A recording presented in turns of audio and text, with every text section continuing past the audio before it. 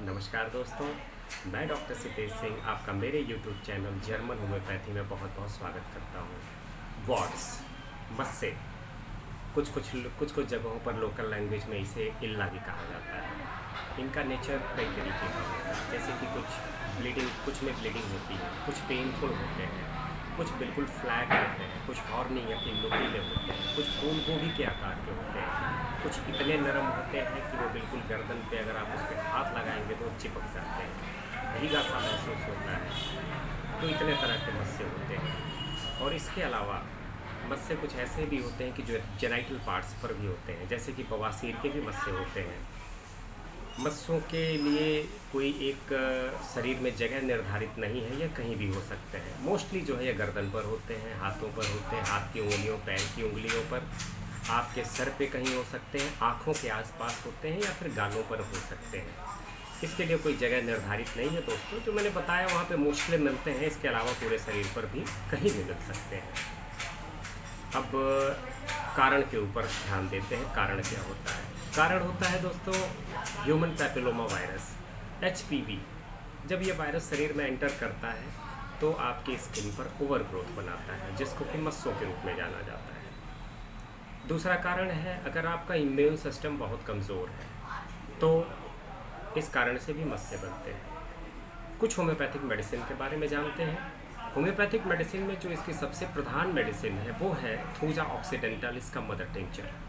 इसको आपको हर प्रकार के मस्सों पर लगाना है। आपको ये नहीं देखना है कि ये मस्सा रक्तस्रावी है, ये मस्सा जो है बहुत पेनफुल है या किसी भी तरह का फ्लैट है, हॉर्नी है।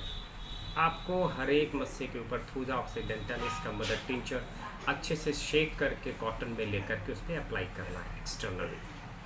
अब मैं मस्सों के बारे में कुछ बताता हूँ, उनके नेचर के बारे में, और इसके अकॉर्डिंग मैं दवाओं के बारे में बताता हूँ। अगर मस्सा बहुत ज़्यादा हॉर्नी है, नुकीला है या ये शरीर में कहीं पर भी है तो आप ऐसे में एंटिम क्रूड का इस्तेमाल करेंगे। एंटिम क्रूड के साथ में आप एसिड नाइट्रिक, दोनों ही 30 CH पोटेंसी की होगी और दिन भर में आप 3 बार इसको इस्तेमाल करेंगे, 3 से 4 बूंदे।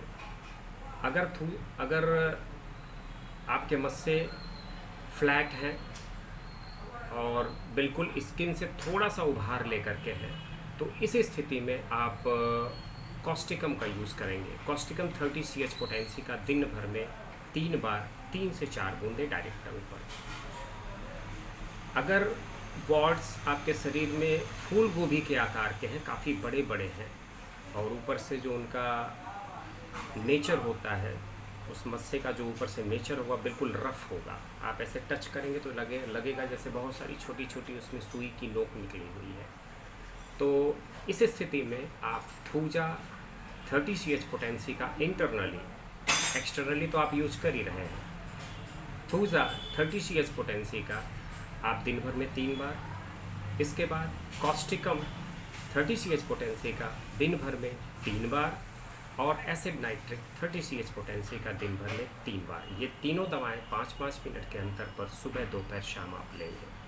थूजा ऑक्सीडेंटालिस का एक्सटर्नल यूज जारी रहेगा। और इसके अलावा कुछ ऐसे भी मस्से होते हैं जो मैंने पहले बताया, बहुत नरम, बहुत ज़्यादा भींगे हुए, तर बिल्कुल गर्दन पे ऐसे लटके रहेंगे, उनको आप जिधर भी मोड़ेंगे वो मुड़ जाएंगे, ऐसे आप दबाएंगे तो बिल्कुल स्किन में चिपक जाएंगे।